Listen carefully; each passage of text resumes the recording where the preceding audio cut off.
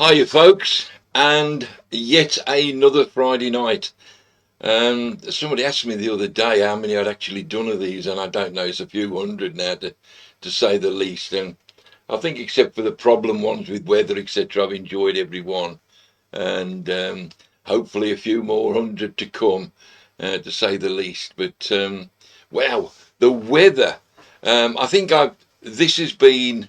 I see Lee McManus is out there roaching somewhere on some big gravel pit somewhere, and he's here.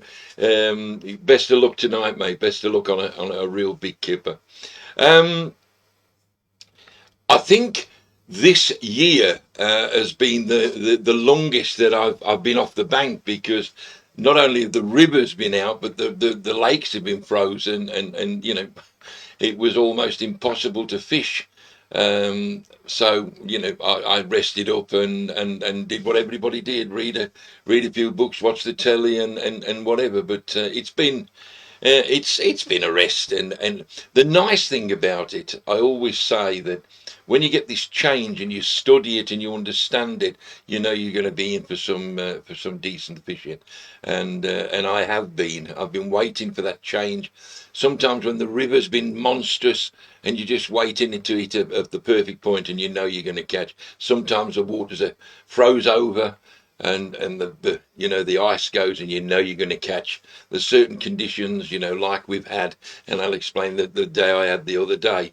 But I just before I move on to my catches this week, or the best catch I've had this week, is I have to bring up from our great member from Redditch, Mohammed Hosey. He's raised the point, and rightly so, that there's a lot of birds, especially seems to be swans, that are dying all over the country. And can just say, and Mohammed raises a very good point here. If you find one or you see one or whatever, keep your hands off it. Don't touch it, because you can spread it to pets. You can spread it to other birds. You can, whatever. So, just leave it and report it. Report it to DECFRA, report it to the EA, report it to the whoever, the council, whatever. Just report it, because it is awful. The only thing I would say, I think some of it's been our own doing. I certainly see it in Bewdley, and I see it in Stourport, and I see it in various, Worcester. People coming down thinking they're doing good by feeding them bread and whatever, and so many birds together.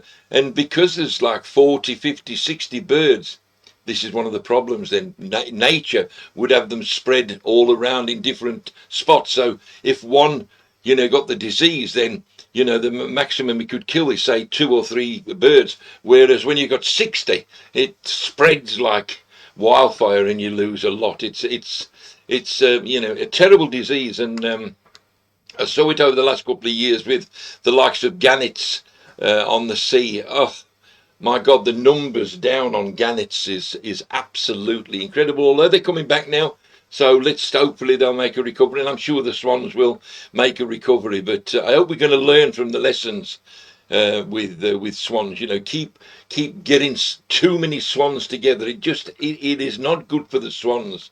Besides the food that we give them, it's not good for them as well. They're a beautiful bird. They're a beautiful animal.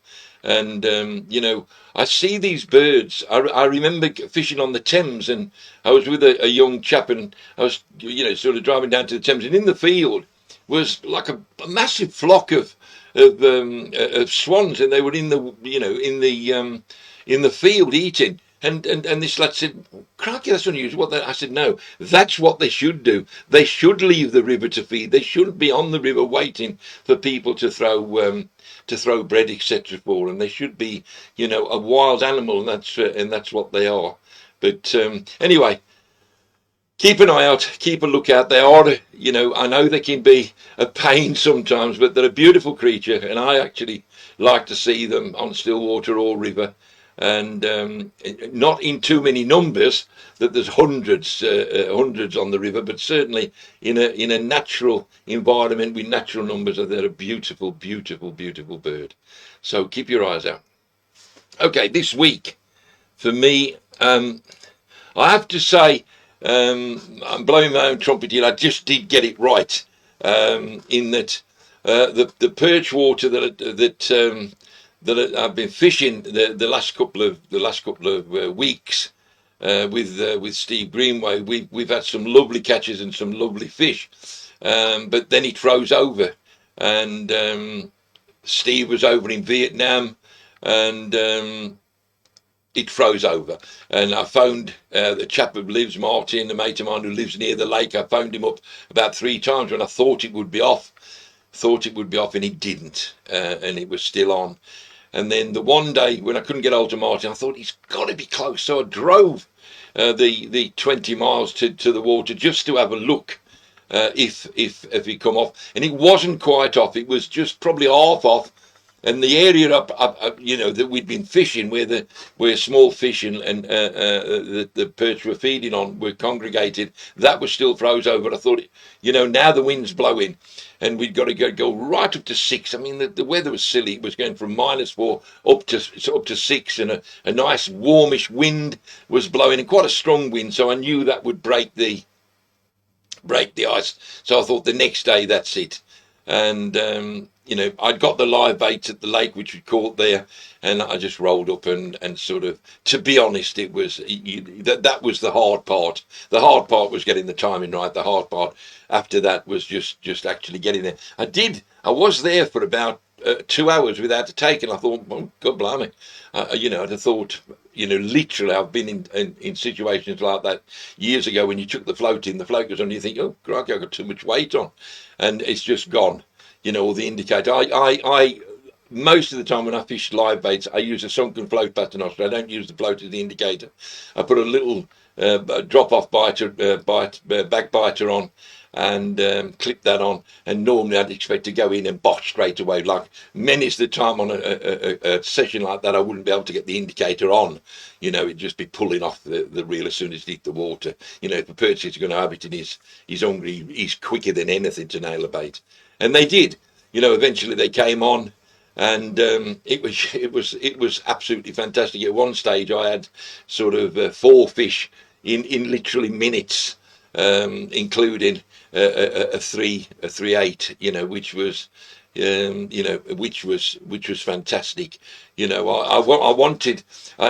had the 310, put it back, and then I caught another one straight away, and I thought, well, I'll keep that one in the landing net and see if I can get a brace shot the way they're feeding. Anyway, I sort of chucked the rod in, and had another one which was 2. Chucked the rod back in. I'd got 2 in the net, and I thought, right, okay, I'll take a photo. Got the photo.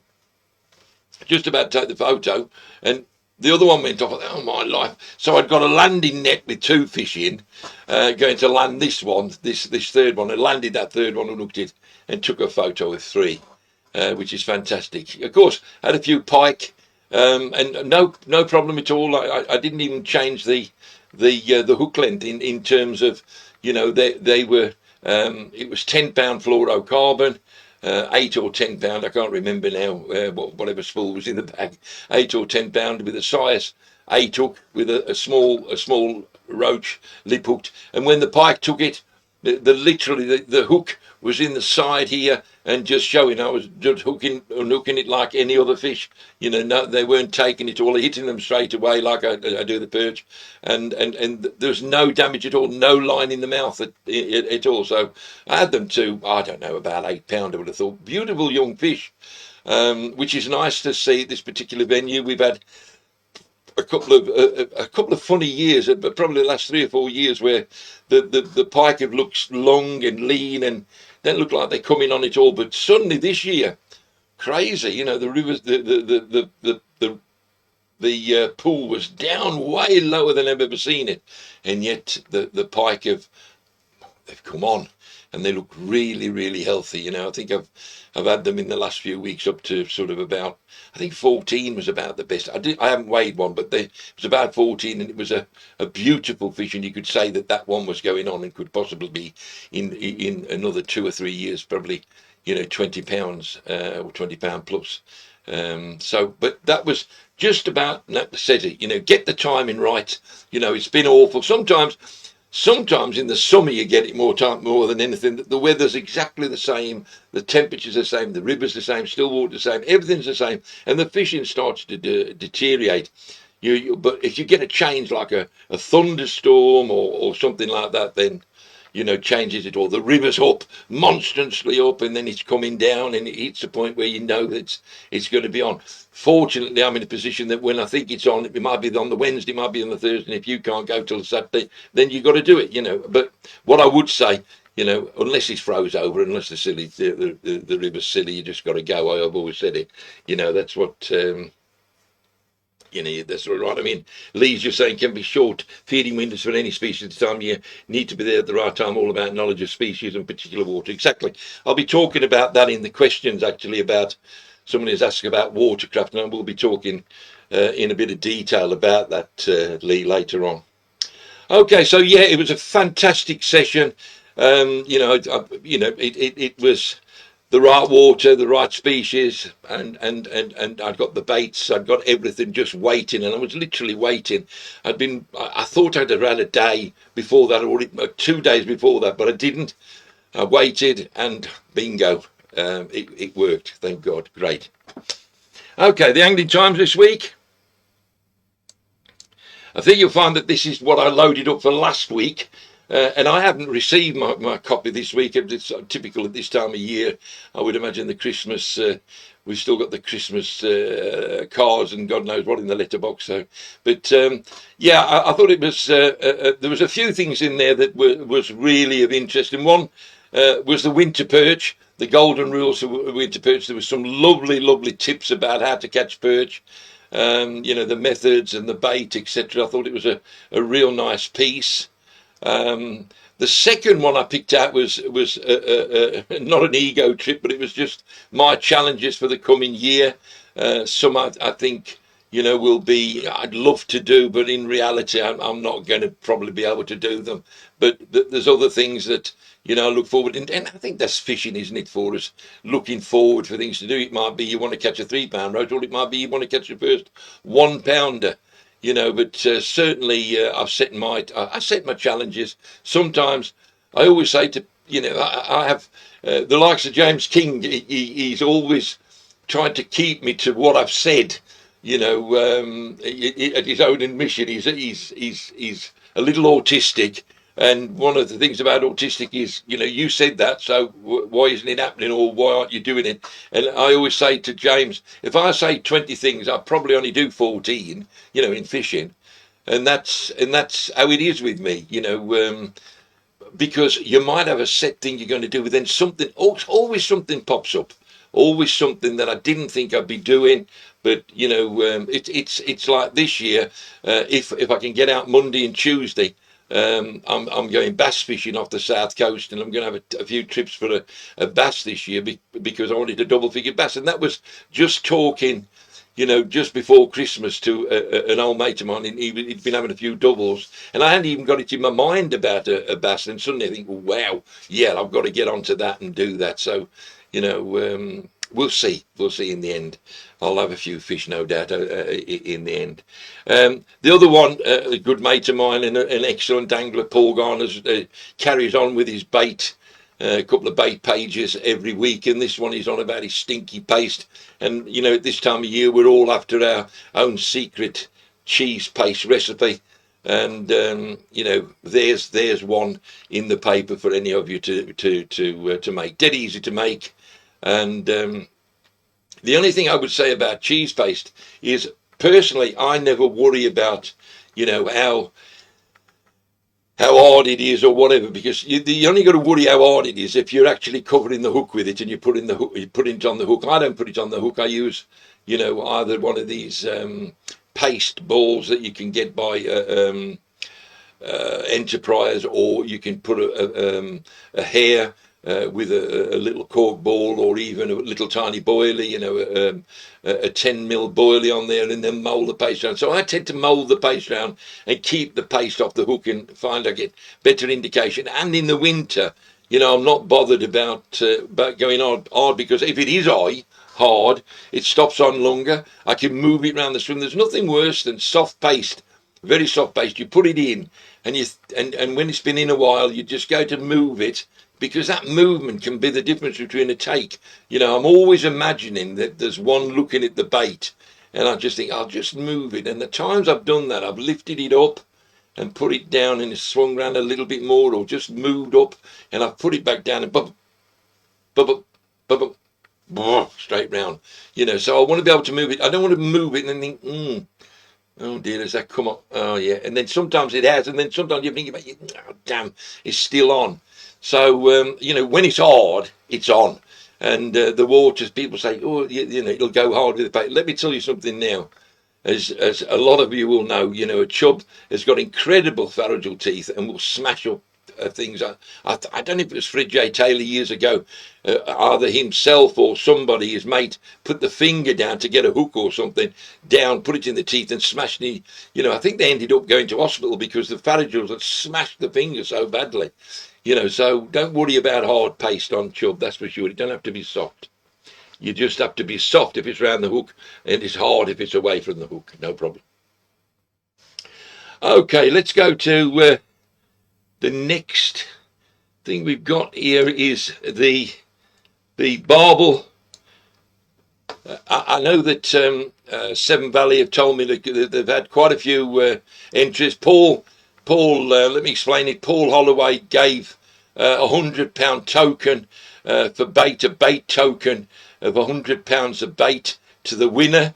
And what we're going to do, we're going to run it till the end of the season. So all you need to do is look there, send the details of your catch with your name and address to sevenvalleybarbel at gmail.com, and you'll be in the hat. And it'll be up to Seven Valley and Paul to decide who's going to win the £100. It's a great prize, and no doubt it'll be a great fish that wins it. And let's get one thing: it's not necessarily will be the biggest fish. It might be the biggest fish, but it might be a fish from a very unusual spot or unusual experiences.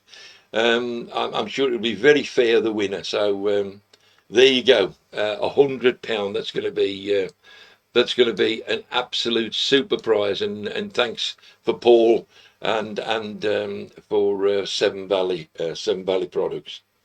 Okay, the next one. Let's go to one of the favourites of the group. I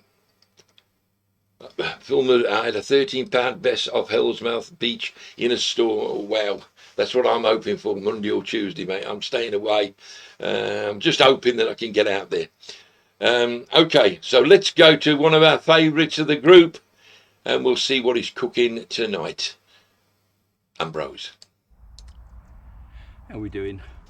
Just out doing a bit of piking today, so I've got a couple of rods out on dead baits, and I've been out there all morning and ain't couple yet, so it's time for some dinner. So we're going to start off the new year with a bang, and today we're going to have bangers and mash. So I've got some potatoes, some sausages, tin of beans, some butter to put in with the mash, and I've just got some grated cheese what I'm going to put over the potatoes. And today I'm cooking with my two Trangia triangles. I've got one on gas and one on an alcohol burner. So what I'm going to do, I'm going to get the potatoes peeled, start them off on the gas so I can get a boiling, then I'll transfer them over to the alcohol burner, then I'll put the sausages on the gas. So I'll get them potatoes peeled and we'll get them washed and in the pot. Right, I've peeled my potatoes and I've just moved them, or washed them and put them in the pot. I've just moved them from the gas to the alcohol burner. So I've just put my pan on and put a bit of lard in there. So I reckon cooker time's going to be about probably sort of, I don't know, 20 to 25 minutes. So I'm going to get my sausages in now, because I can, if I get done before the potatoes, I can turn them down. That lard nice and hot. I'm putting 6 in, but I don't think I'm going to be able to eat the 6. I'll take a couple home.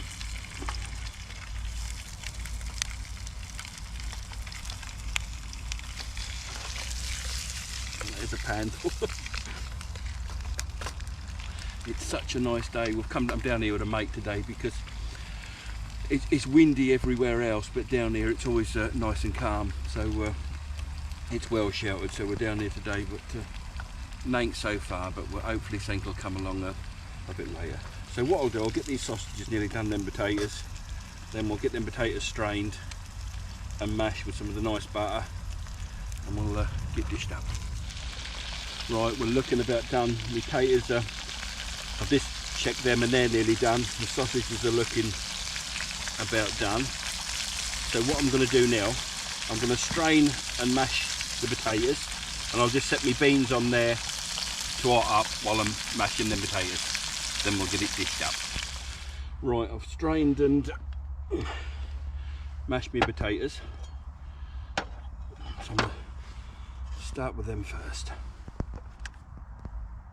Pot's quite hot.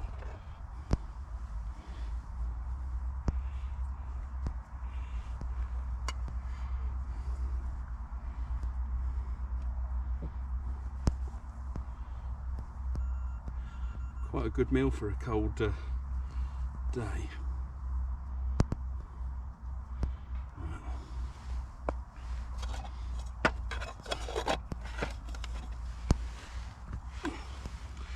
some of these sausages on there.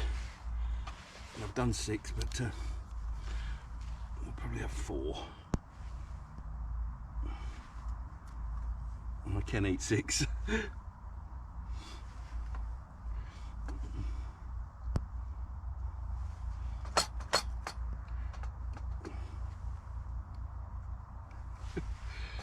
Right, a few beans.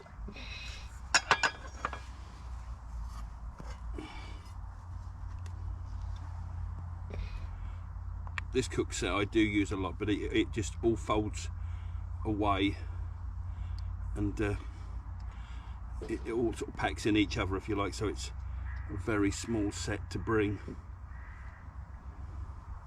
There we go.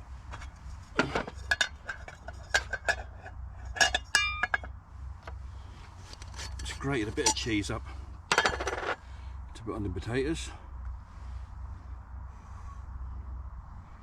That don't look too bad to me.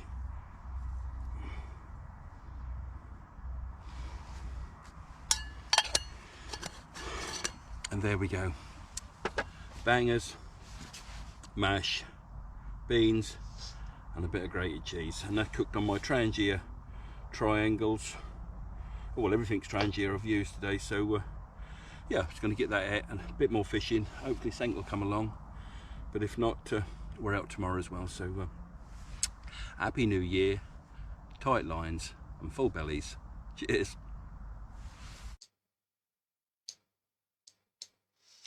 Cheers, mate, yet again. I remember when Ambrose, we spoke to Ambrose about doing perhaps a series on the film, and I genuinely thought, that, I don't know, we'd probably end up with, if we could get half a dozen, that was as many as we're going to get. I can't remember how many we've done now. We've been doing it in excess of 12 months, I think, and it just goes on and on and on, and which is fantastic. Whether we're going through even the same things, I don't think we have yet, but it doesn't matter. I think it's so good to watch. It's on the bank there. It's something different. I think it's unique to the group page. And I think it's, it's Julian Doxey, who, Julian in his own right is a good bank-sized cook. I've had one of his awesome breakfasts when we went pike fishing together. So when he says awesome Ambrose, he knows what he's on about. And so, yeah, thanks a lot for that, mate, and just keep up the good work. Okay, the next one we're going to, the next thing is actually... remember Paul Holloway, part of what he gave away, a reel, a Mitchell bait runner and a buzzer, and he said to me, he said, let's give this to a kid and just pick it out the blue and you pick it, Des. And I just loved, there was something that really caught my eye, and that was George um, Bartholomew, and his dad sent it in, and George, he told George what to do, and George took no notice and went his own way, and caught this 21 pounder, which, I love that story. He'd obviously thought, no, I'm going to do it my way. And if he hadn't caught, his dad had no doubt said, well, if you listen to me, you'd do something. But hey, he went his own way. He sounds like he's going to make it, doesn't he? Sounds like he's going to be an angler. He's got his own ways. And only thing I'd say is don't go all your own way, George. Do listen to your old man. Do listen to people. That's how you learn. But hey, that's a great fishing. Well done. And enjoy the reel, enjoy the buzzer, and just let us know if you catch any decent fish on it. Just send some more photos, but we'd just love to see it. And as we had a young lad, probably only just a bit older than you, come on to this show, Luke, and Luke Gilman, and we followed him right the way through his angling adventures over the last few years, and great, as Dale Bailey says, they're a great story. Well done, young man, and that's a great fish. You got to remember that I hadn't had one of them by the time I was 26. I think, 26. I had a 20 pound 14 ounce. So, well done. Absolute. I mean, it's a different game now. There's a lot more carp around. When I had that, there weren't that many around, but hey, that's a fantastic fish, good condition, well held, fantastic, and did it your own way, mate, even better. Well done. Okay, I just need to mention, I'd like to mention my YouTube channel, and because Facebook decided in their wisdom that it would only be a month or a few weeks, that had you put something like my show on, it would only be on there for a few weeks, and then it would go off and lost forever. So what we decided to do was we decided to open a YouTube channel and put the show on from tonight. It goes from here straight onto the YouTube channel, but not only there, we'd put in all sorts of things. I think if you go across, you'll see there's all sorts of things going on there, and it's already starting to be very popular. I'm just asking you as members to go on, subscribe, press the button says that you'll have notifications that when something goes on, you'll be notified something new, and it's free to watch. Just subscribe, and away you go. I'm sure you'll enjoy it as much as you enjoy this one. Okay, my tip for this week. I think we've almost spoke upon it with the perch, really. And that's what I would say to people. There's a question. I think there's a question tonight, or a sort of question that was asked in the week, and that was, with the rain, with the snow, with the ice and the ice conditions and the grit in the water, what would you use for barbel? I wouldn't go. And yet, having said that, I was told tonight of some lads that's been having some, I won't say where, but they've been having some big barbel on the 7 just this week, all that crap conditions, but they've been having them. But me, personally, I'm not going to change my thoughts on that. I don't want to be sitting on a Bankai River, grit, icebergs, whatever, fishing for barbel. There's much simpler fishing, much easier fishing to be done than that, and that's why I would be looking at. That's why I catch fish all year round. I don't just pick a species and say, if the river's too low, it's like a barbel angler. If the river's too low, they struggle with that. If the river's too high with water, with ice, and they struggle with that. And you're waiting for perfect conditions. And how many perfect conditions will you get in a year? And yet, I fish so many perfect conditions. Because I'm always fishing for the species that's on. I'm fishing for the species rather than the conditions. And what I would say that this time of year now, even though, now the ice has come up, you'll see me, I'm trouting, I'm perch fishing, I'm grayling fishing, pike fishing, zander fishing, chub fishing. There's so many options to go. I mean, even the river, when the river's icy cold, barbel can be very difficult to catch. And some people just want to do that. They just want to catch a barbel, whatever the weather. I don't.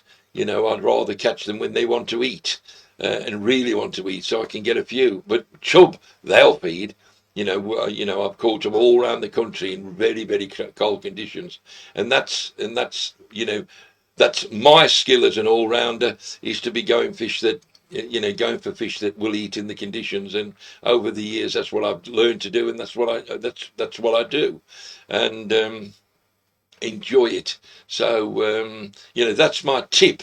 That if you want to fish for barbel, if you want to fish for carp all year round, then brilliant. I got no problem with it. Doesn't matter if I've got a problem with it anyway, does it? But you just do it. If you want to sit in the cold, in your bivvy at night, not catching carp, and you still might be enjoying it, that's what you want to do. That's great. The same with barbel. If you want to sit on the river and catch one barbel in 3 sessions, that's up to you. Great. If you enjoy that, that's great. Me personally, that ain't enough activity for me. That ain't enough. I want to go. I want to learn about catching different fish and plug myself and say, right, I think the Zandra will feed today, or I think the carp will feed today, or what. I went the other week just before Christmas. I knew there was a bit of a window there, and hey, I had 6 carp, a couple of 20s. So, so that's what I would say. Just especially people that moan and say, oh God, I've had a dreadful time just lately. All right, what do you mean? Well, I've been fishing for barbel. And say, you've had a dreadful time, crikey. The river's been up, there's been ice in it, there's been grit in it. It's been freezing cold, the temperature's been -4 at night, and you're wondering why and you wonder, the problem is that when the end of February comes and the night starts spreading out, and it always does, doesn't it? I noticed the other day when I was perch fishing, it was about 4:15 when it went dark, whereas it was bloody black as the dark hole of Calcutta at 3:30, a couple of weeks before. But now, it's changing, and what you'll see is at the end of February, early March, when it's just starting to pick up, the temperatures are coming up, the rivers start to look a real nice colour. Just when you think, hey, I'm going to get it, you've knocked your head against the wall that much, you're saying, oh, I've lost my mojo, I don't know, and you're going to look, and then you say, oh, see old Desi, he ain't fished for them all bloody winter, now he's come down, he caught a couple of doubles, and he ain't put the effort in. Well, I have put the effort in. I've been sort of doing other things. Paul Bradley, pre-plan available venue and fish to get a better chance of a fish. That's exactly right. Exactly right. So hopefully that will give you a few options. Remember, there are other things. There are other things besides carp and barbel. There really are. There's a lot of species out there, and there's a lot of species that at this time of the year, in all these bad conditions, will open the mouth and give you a good day. Okie doke, how about the zero fit? Let's get to the zero fit. Zero fit is here. There we go. And the chap, I just had to do this. It wasn't one. He sent photos of 3 tench, and he said this is the earliest I've caught them. And it just brought memories back of me of fishing a pool with, God rest his soul, Dave Sparks. We used to fish a water in Worcester, and we used to catch about tench a lot smaller than that, half that size, and small rudd. The tench was about £1.5 pounds. A good one was £2, and rudd half a pound to, a good one would be 3/4 pound. But we caught loads of them in, supposedly summer species. But we've actually, ice has been in the margins, and we've caught tench. And that reminded me of that. And I thought, well, when you're sitting there after tench, and catching tench, I thought, what he needs? He needs a zero fit. And well done. It made a great story. And you can see he's not pulling anybody's plonker, is he? You can see by the trees and the way he's dressed and everything that it's about now and it's cold. But, that's it. Great. Well done. Well done. And that is Jamie Webborn. Well done, Jamie. Super fishing. Very unusual to say the least. And that being an unusual catch of 3 tench at this time of year, has got you a zero fit to keep warm for your next 3. Well done, mate. The HTO for the prize, the lures. I've given it to a lad called Sean Spencer, and he's put a lot of hard work on this venue to catch them. He's been going out there in all kinds of weather. Anybody catching decent fish at this time of year, especially this year, it's been really, really hard. I've had fewer fish in the last 2 weeks than I've probably had in 20 years. But certainly, that was a lovely fish. Looks at one of those waters that's almost uncaught. And as Mike Eagle said, the smile says it all. He's well wrapped up. He's caught a beautiful fish. He's worked hard for it. He wrote the story in the thing about sort of the some of the endurance that he gone through and he caught it. So well done, Sean. Absolutely super. You've got those lures that I think they could be surface poppers. Some of those, near the surface. But even in the winter, as you probably well know, you can catch very near the surface with pike sometimes, especially when they're aggressive. Especially when these conditions have been on and they've been lying up, and then all of a sudden the rise in temperature, couple of degrees comes up, nice warmer wind blowing, and they feel good, and they start feeding. Especially when there's a lot in this time of year now, a lot of fish that have spawned, where a lot of fry are gathering in one spot, and pike and zander and perch and chub and whatever various predators will get them all in one corner, and away you go. And if you can find them there, you make a catch. But he hasn't got that situation. Sean hasn't. He's had it. He's been hard fishing, and I know how hard it can be at this time of year. If you're away from some of the trout reservoirs, piking can be very difficult away from that. So well done, top angling, mate. Your lures are on the way. Okay, next is another great favourite of group members, and that's the Nature Trail. And here we go. This was last week. Actually, Paul has been up on the Highlands, stalking deer and doing all sorts of things. And we got some lovely stories coming back from Paul over the next couple of weeks. But this was Happy New Year to the group. I hope you all had a great Christmas. A real highlight for me was driving back from a fishing trip and pulling up to get a quick snap of this tawny owl. Look at that. So called because of its plumage. This is the most common owl found in the British Isles. Something I have observed many times with tawny owls is their behaviour, hopping from post to post. This action saves the owl a lot of energy flying around looking for food, as its prey can often be found lurking around the field and road edges in the longer vegetation between them. Another thing fantastic to learn, I always say about the Nature Trail, there's always things to learn, and that, I've seen them on hedges, I've seen them on gates, 5-bar gates, and they've gone across the gate and then hopped onto a post, then hopped onto another fence, and that's what they're doing. They're saving energy, which I didn't know till I read that when he came in. Another lovely knowledge. Thank you very much. Okay, and then the Highlands return. As I write this, I'm preparing for one of hopefully many trips to the Scottish Highlands this year. If the cameras can cope with the sub-zero conditions, I'll have some Scottish wildlife for us to look at next week. I'm hoping to see some other than the abundance of red deer, grouse, red squirrel, hen harrier, and if Lady Luck allows, a pine marten. He's got some lovely photos. I've actually seen some of them, and they're on the way. So over the next couple of weeks, we'll have a bit of a Highland adventure with Paul, which anyone that's watched the show knows the quality of the stories, the tips, the photos that Paul submits to this group. So I'm really looking forward to that. Thank you yet again, Paul. Okay, let's go to some questions.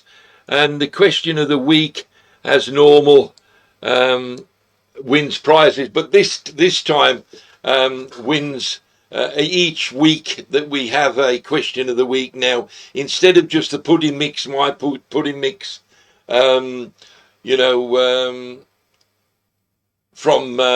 Willy Worms, there's also from KJM 50 leads. We were going to let you select them yourself, but it's going to be very difficult doing that, because no doubt some pillocks are going to order 50 10-ounce leads for the Trent. So he's going to send a collection down. It'll be a collection each week, the same, and there's going to be 2, 3, 4 ounce pair leads. There's going to be 2, 3, 3.5, 4 ounce flat leads. There's going to be, the grippers. There's going to be the long range, etc. But 50 leads, what a prize! It's going to last you for, even if you drop your leads and you catch a lot of fish, it's going to, a super prize without a doubt. I'm really pleased that we've sorted that out with KJM. Super leads, super coated, brilliant leads. Some people are charging, 2.5, £3 for those leads, and you can have 50 of them. What a prize! And the winner, there were some great questions. This one at first doesn't sound a great question, but when you think and go deeper into it, I think it was a great question. It was Steve Barker, and he said, "Is there still any place for round leads fishing on the river?" He's a kiddie guy, and he must fish the 7, and he said he's gone with people that are fishing stationary and they're catching nothing, and some days when he's on the bomb on a round, the old round lead, slinging in, and his bait's going down the river. Yes, one thing that this brings up, and that is, I'm always looking for the edge, and I'm always looking to move on and not just getting caught in the same old way and whatever. If that works, then I'll stick with it. But if it doesn't, and I have to move on, then you've got to move on. And one of the things that I've moved on is certainly a moving bait. There's lots of times when people are barbel fishing on the river and chub fishing on the river with a stationary bait, and they assume they're not feeding, or they assume they're not in the swim, when up in the water or moving through the swim, you can catch them. And so, yes, you're so true, Steve. There is still room for putting a couple of shot onto your line. There is still room for a round ball ledger that doesn't hold the bottom and rolls through the swim. There's still room for a swim feeder that doesn't hold bottom and is trotting slowly through the water. And there's still room for a float up in the water, not dragging down, sort of 2 foot down, in 6 foot of water. So yes, there is. Keep it open. If people assume that once they've got a method that they've caught on in the past, if they're not catching on it, they're not feeding, or they're not there. Nothing could be further from the truth. I have been on the bottom, and there's no end of people that will know that have fished with me, and I've said, we're not getting a bite on the bottom. We're having little indications and little vortexes and whatever on the top when we put the bait in. They're not eating on the bottom. They're eating up in the water, or they're following the bait down or whatever, and we change the method and we've had a barbel or a chub, a chook. So, that just goes to show it. And it's the same with any method, it's the same with any species, it's the same with any venue. Don't assume that because you've caught on this particular method before many times, that it's the answer to it all. It's the ultimate method. It ain't.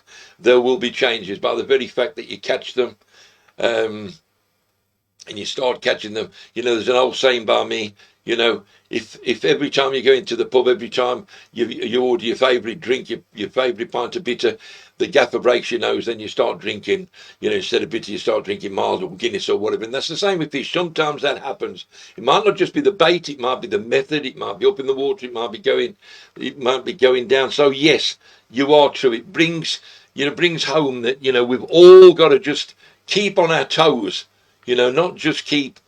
Again, I will say it, and I always say it, if you like a method, you just want to sling in and you want to sit there and see the birds go by and the birds twitter and see the sky and the sun and have a suntan, brilliant. That's up to you. Great. But if you want to catch fish, a lot of people that do that moan about that, I can't catch them because, and it's in a lot of times it's a lack of effort that they're not catching. That is the truth. It's a lack of effort.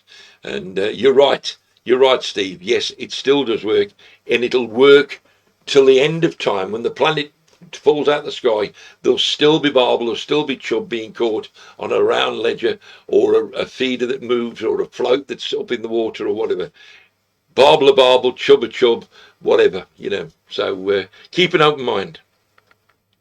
Now this one, the next question, that Jeff Burks, again, this is so difficult to answer, and I always try to steer clear of it because it could take so long. But I'm just going to give it a little bit of a go this week, and it's whenever people say they've caught this and they've caught that, and a question is asked, he said it always seems to be answered with, he had great watercraft, and he just said, what is watercraft? Well, the very question of watercraft, you know, everybody's got their own minds of watercraft, but you know, there's so many things about watercraft. I've wrote a few down here, and you know, all of these are just part of watercraft.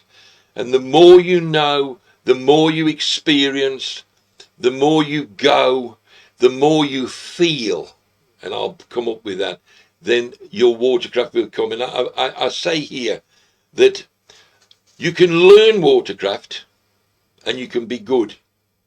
But to be really good, it becomes a natural feel. You will feel some people, successful anglers, they're very good anglers, but they haven't got that natural feel. Some anglers are natural. And I put finding out about the venue. You know, the more you can find out about a venue, any other venue, you know, anything, where the depths are, where the gravel is, where the silt is, where the shallows are, where the deep water is, where the scum comes in, where the wind blows through the trees and stuff comes into the water, where the insects are blown, all of this, all about a venue. There's 1,000 things. The weather, understanding the weather is so, by the way, all of these things, you might not even want to learn any of them. You might want to just go, sit there, throw a piece of cheese paste out, and he goes round in that seat. Right, but we're trying to say to this chap, you know, what is watercraft and what's the difference? And it is one of the differences between a very average angler and an exceptional angler. Bait, you know, what bait are they taking? What's the best bait to use on the day, etc. Is watercraft, you know, do you put a great big lump of meat, or one day and then suddenly you put on a piece of, you know, a small piece of meat, or maggots?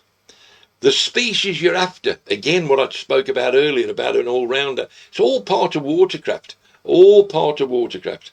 Nature, oh my God, you know, the amount of people that don't think nature counts. What's nature to do with it? What's nature? It's everything. Because I tell you something now, fish are just part of nature. They're just a small part of the nature. And if you understand the system that's being worked for them to feed, where they're feeding, what's feeding them, what's available to feed them, once you understand that and start to understand it, you'll catch more fish. I always say to people, the more you learn about nature, the more you learn about the whole thing, you will be a better angler. People think, well, I don't know if that's a blue tit or whether that's a swallow or that's a what. I ain't interested. Let me tell you something now. It is important that anything will catch a fish. It really does help. You know, whether there be cormorants or whether there be grebes or whether it be coots or what, they'll all be doing something that's related to something below them or above them. And that will affect your fishing. The day in question. My God, you know, you can't say the watercraft for that day will be the same as tomorrow, the same as 3 days' time. You know, that knowledge of, I'm a firm believer that, you know, when you say, you know, you feel like you've been there before, you feel like you've done it before. You have. You might not have done, but I believe that the discs that's fitted in from your father, your mother, your grandfather, your great-grandfather, your great-great-grandfather are all in that brain. And there's things there that, you know, if you keep filling that disc in, you know, there's certain things. I've done certain things and people have said, you know, when I've been on a guide day, why did you suddenly change that, Des? You've been feeding that way, then you suddenly change it. And I can't really answer it. That's the feel. You know, another guy that I see it is James Robbins. He's got the feel. You know, he does things that if you asked him at the top, James, why did you do just that? He might be able to answer you. Most times he probably wouldn't be able to answer you unless he really thought about it. The chances are that it's just he's learnt it. He's learnt the experience of it over many, many, many years. And that's it. You know, go fishing regular, learn. I always say to Luke Gilman, don't just go for one species from when you're a kid. Learn. Go and learn about, you know, the insect life, nature, the whole lot, because you know Rick Burton loved that thought. There's discs from previous families. They are there, mate. They're called genes. I call them discs. Discs will be fitted. You know, whether your old man was a great hunter and you become a hunter, your father, your great father was a great footballer and you've got that talent. You know, a farmer, the son is built like a brick shite house because he's got, he knows he's got to work in graft and pull things around. You know, and it's the same with fishing. You know, there's things that you fit in there, and there's things from the past. You know, and I'm a great believer in that. I really am. That, you know, and I think the only way you can do it is fish as much as possible, learn as much as possible. And that's where Watercraft comes from. It won't be coming from just going for the same species, the same Friday nights. You go in fishing till Saturday night, fishing the same swims, doing the same things, whatever. By all means do that. By all means do that. Take your beer, have a couple of beers, and enjoy the moment. That's great. But that ain't learning. Phil Millward, instinct is built up by experience. Yeah, I mean, I think there's a certain amount of instincts in some people that you don't matter how much experience you get or how much you do. You know, I know people that they could go out 1,000,000 times and they'll never be a good angler. You know, that's a fact. But at the end of the day, it all got to come down to the more you go out, the more you learn. You know, over the last, I don't know, 20 years, I've spent an awful lot of time on the river, more than anywhere else, whether it be guiding or my own fishing or whatever. And there comes a time when you go that many times that you get in the car and you drive and I'm honed in. From the moment I get out and I walk to the car, I'm looking out. I might be doing a breakfast. I open the back door, look out, smell, look. You know, I'm sort of settling. I'm getting into the moment, and then I'm driving and that's all part of Watercraft, and that's why certain people catch more than others. That's why certain people are more successful than others, or whatever. So that's I can't. This is going into why I rarely talk about things like this, because you could put a whole program on it. But I hope that's you can't learn enough. Learn out there, be out there with nature, and that will give you the Watercraft to catch fish. Okay. Rob Monaghan. Why did it all change? When did it all get so difficult?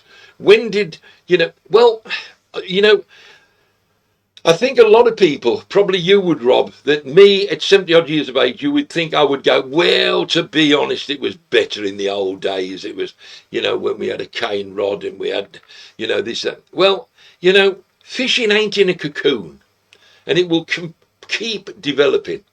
You know, it might not develop in some ways that you want to, you know, but golf, you know, they ain't still playing, you know, with willow sticks with a piece of brass on the end. You know, darts, you know, they ain't throwing great big I mean, I look at Luke Littler and think, Luke, when we were kids, no matter when you got it in the 60, you couldn't get 180. You couldn't get 3 in. The brass darts were that thick, you wouldn't get 3 in. You know, so that's how it's changed, and that's how all changes. And, you know, the nice thing about fishing is, Rob, don't moan about if people that have moved on are catching more than you. then don't moan. Just say, well, that's the way they want to catch, but I don't want to do it. Lawrence Breakspear is a great thing, a great advocate of that. He will fish his own way, knowing full well that if he travelled to an X amount to a water and did X, Y, Z, he would catch bigger and he would catch more and bigger barbel. But he don't want to do that. He wants to do it his own way, and he's happy doing that. And that's it. You know, then that's what you do. But if you moan about it, you think, oh, I tell you what, they're ruining the sport. They're catching this. Then do it. Or you ain't got to do it. You can find a venue where you can sit there on your own or with a couple of mates with the same rod, the same float, the same bait, the same everything. You ain't got to change one bit, mate. You ain't. Me, I'm probably an hybrid between the two. Sometimes I'll go into the modern. If I've got to use modern tactics and whatever to catch them, then I'll do that. But if I can catch them a way that I want to enjoy it more, then I will do it that way. Typical of Tench, when I go down to Dunmaston, I know for a fact that I could wholesale slaughter them on a method feed, but I don't want to do that. I'd rather catch half the amount on a float because that's what I want to enjoy.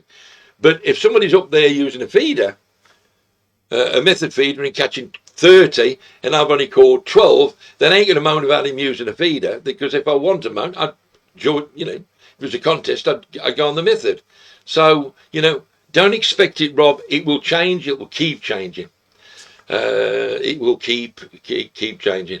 Rick well said, Des, I do think the pressure to follow the crowd can cause people to pack up fishing. Yes, it can. Because when you're following people, you might be going in a direction you don't want to. And you might end up in a place you don't want to. So, like that kid that had the 21-pounder, his dad told him something. I like that. He said, no, I ain't going to do that. I'm going to do it my way.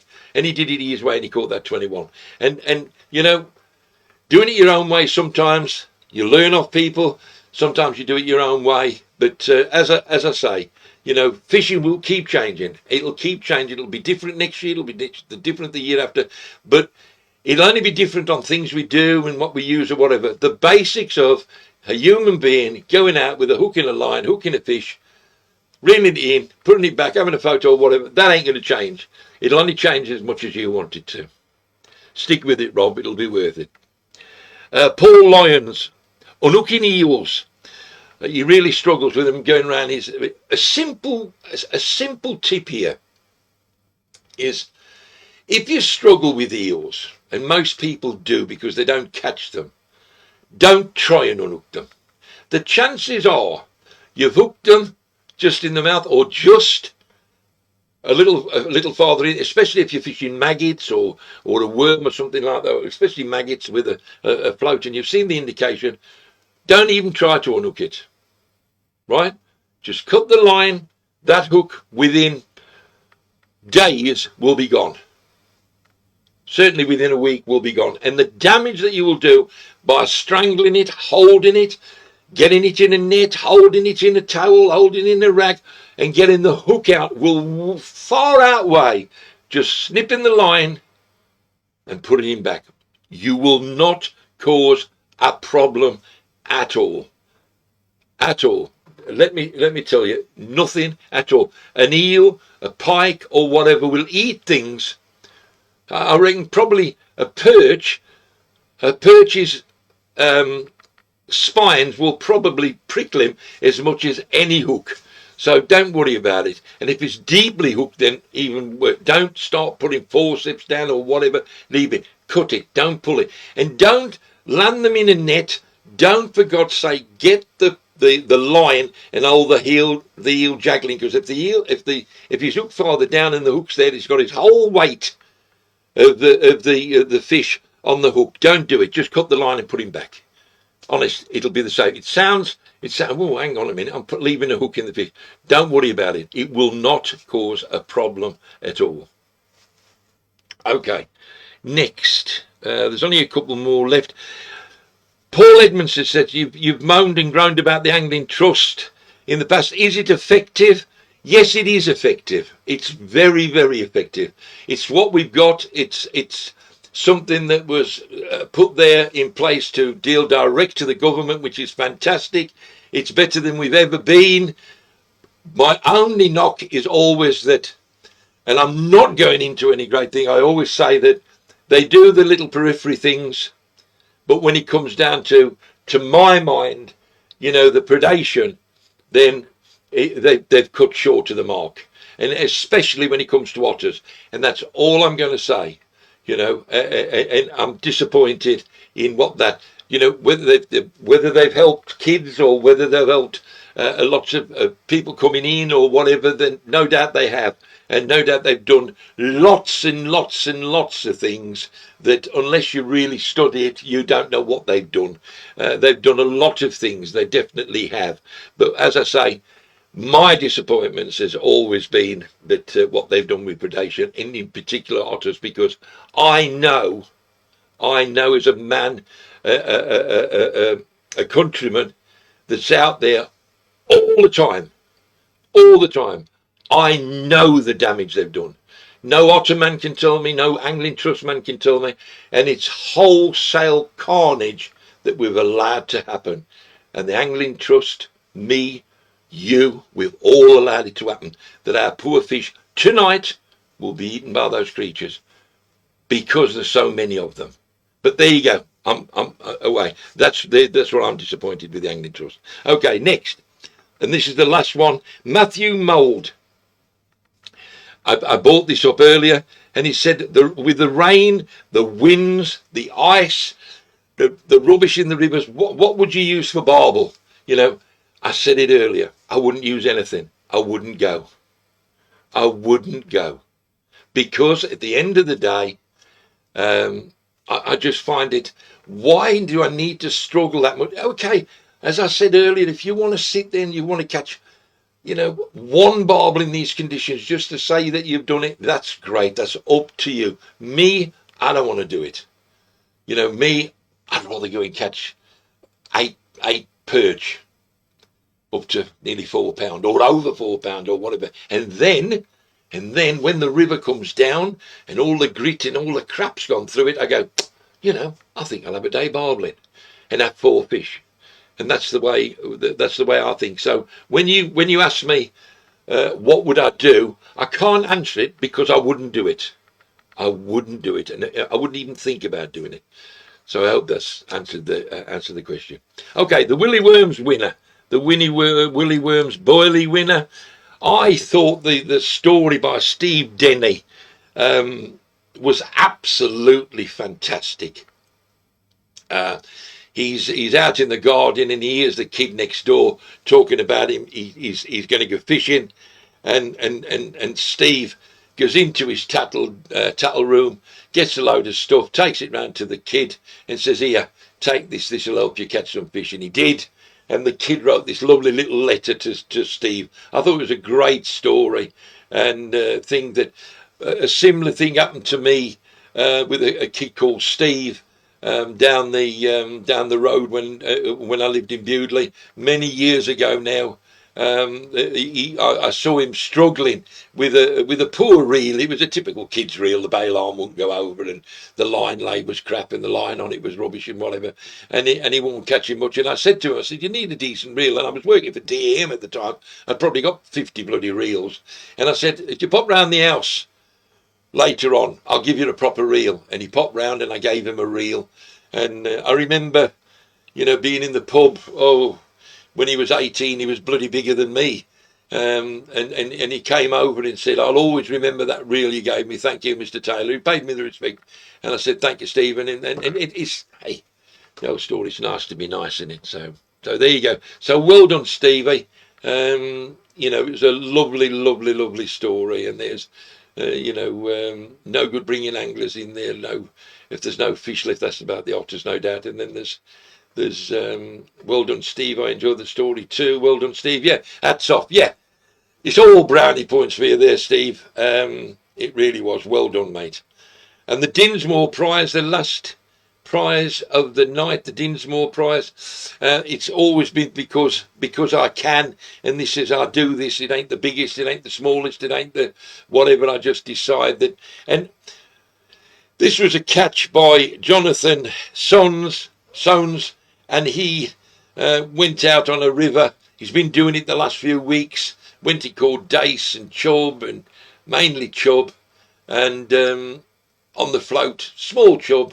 But you know, when I look at that little bag there at the bottom of the net that he's obviously tipped out, he's keeping it into a land net for a photo, and I've thought to myself, God, you know, the times that I've enjoyed that. And even now, before Christmas, I went onto a local river to do exactly that, knowing full well I did hook a carp about 4 or 5 pound actually in the river, which was quite funny. But you know, to catch, you know, half-pound chub and pound chub and 4 ounce chub and whatever, and sending that float down and getting bites is a truly magical day. It really is magical, especially on smaller rivers.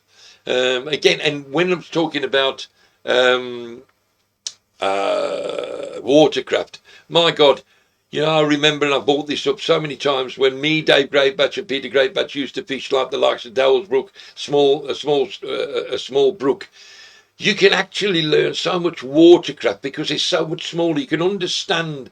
If you go onto a small river and start float fishing it and start ledgering it and start putting a worm around it, you know, you can understand flows and undercuts and shallows and the pull of the water and the holding back of the water and the undercutting, because it's in miniature.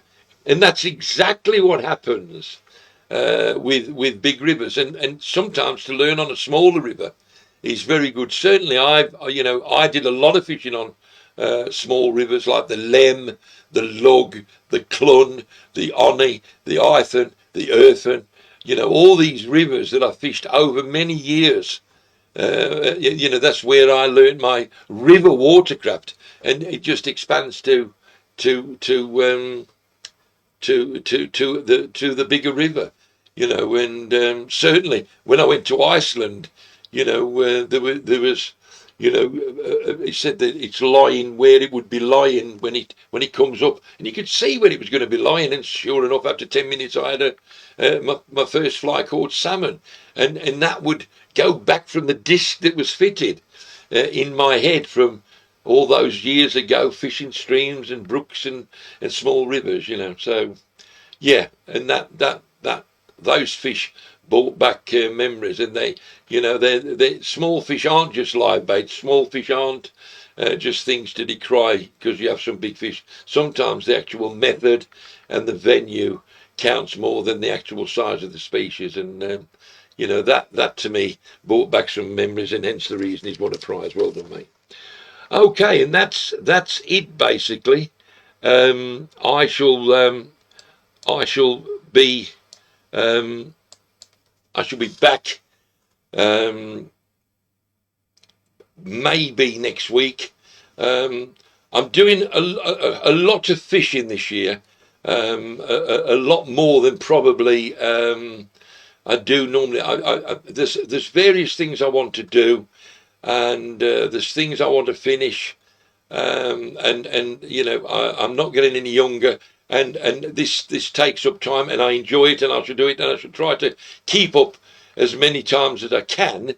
But certainly, you know, there are times with fishermen that have got options to go fishing the Friday or the Saturday or the Sunday for me and invite me, and I go, oh no, I've got a show to do, and I will, and yes, I will still do shows, and you certainly won't be missing out. I don't make promises, but certainly I'm not working on the basis that I'm going to be doing it every week. I've been doing it probably 40 times a year for the last 7 years, and maybe it'll only be 30 this year, I don't know, but certainly when I've got time I'll be doing it. And you know, the nice thing about it is, if you can't see it on a Friday night, as soon as I finish, then it's over onto YouTube, and you can watch it on YouTube for forever in a day. So okay, I'll see you. Hopefully I shall be having a rusty nail with Ray Cutler, celebrating a double-figured bass sometime next week. It'd be lovely if I'm next Saturday. If I have a double-figured bass, I might see the best half of the bottle of whiskey just to celebrate, because it's been a long time coming. I've not put that much effort into it, but I've put enough effort, and I'd like one. 914 is the thing to beat, and I'll be trying to beat it over the course of the next couple of sessions if the weather's good. And you'll be the first to know. And I'll see you then. Have a good weekend. Watch how you go.